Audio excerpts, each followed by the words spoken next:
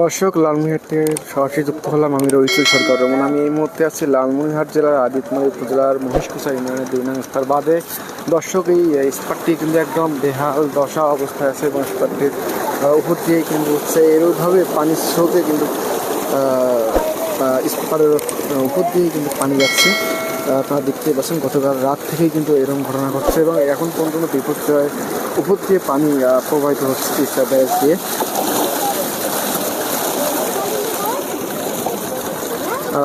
আমরা সাংবাদিক আছি, আমার সাংবাদিকরা কিন্তু হচ্ছে এখানে যে কিছু কিছু এলাকা আছে সেই এলাকা কিন্তু যেতে অনেক ভয় পাচ্ছে এবং এলাকার কী অবস্থা সেটাও কিন্তু আপনাদেরকে জানার যাচ্ছে না। অর্থাৎ সেই এলাকায় অনেক পানি, অর্থাৎ এখানে কিছু কিছু এলাকা আছে যে সেই এলাকাগুলোতে কিন্তু মানে খাট পর্যন্ত, অর্থাৎ রাতে রাতে ঘুমাবে সেই ঘুমানোর অবস্থা ছিল রাতে, এমন পানি উঠেছিল।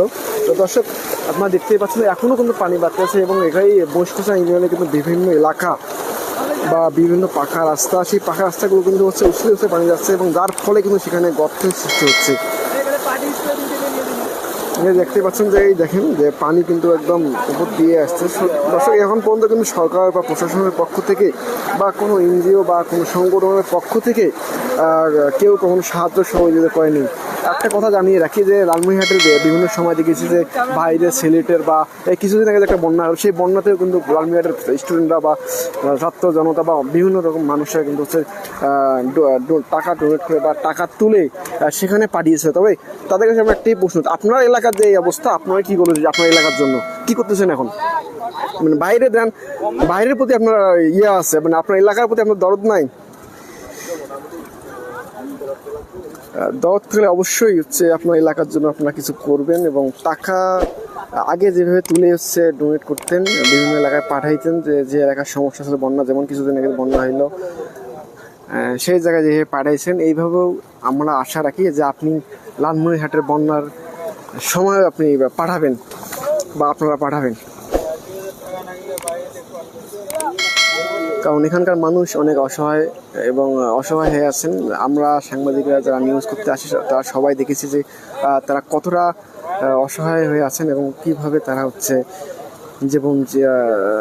জীবিকা নির্বাহ করছেন। বা এমনও আছে যে তাদের মানে এখন গতকাল থেকে অনেকেই আবার হচ্ছে খাওয়া দাওয়াও করেনি, কারণ যেখানে চুলাই করা যাচ্ছে না সেখানে তারা খাবে কেমন। এমনও আছে যে একদম ভিতরে বাসা, তারা কিন্তু হচ্ছে বা তারা যে আপনার রাস্তায় আসবে বা ইয়েতে আসবে সেরকম কোনো বুদ্ধি নেই।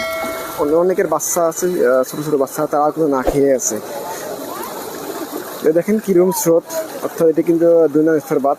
দেখেন স্তর বাঁধটা কিন্তু খুবই ভয়ঙ্কর পরিস্থিতির মধ্যে আছে, যা অর্থাৎ খুবই নড়াচড়া করে, এটা যে কোনো সময় কিন্তু এটা যে কোনো একটা ক্ষতি হয়ে যেতে পারে, অর্থাৎ ভেঙে যেতেও পারে। অনেকবার কিন্তু ভেঙে যাতে ধরছিল, তবে এবার কিন্তু অবশ্য আসলেই খারাপ।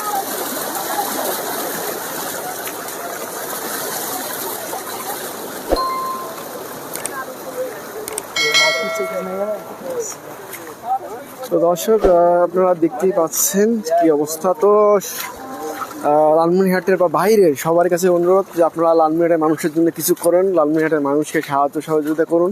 সবাই লাইভটি শেয়ার করে দেবেন, আশা রাখি শেয়ার করে সবাইকে দেখার সুযোগ করে দেবেন।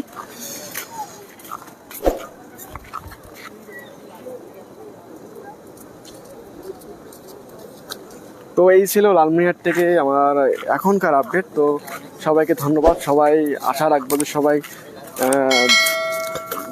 মানে বাইরে সিলেট বা খুলনা বা বরগুনা বা যেখানেই হোক, যেখানে হচ্ছে আপনারা গিয়েছিলেন এবং যেভাবে ওই দিকের মানুষকে সাহায্য সহযোগিতা করেছেন, এখানকার মানুষকে ওইভাবে সাহায্য সহযোগিতা করবেন।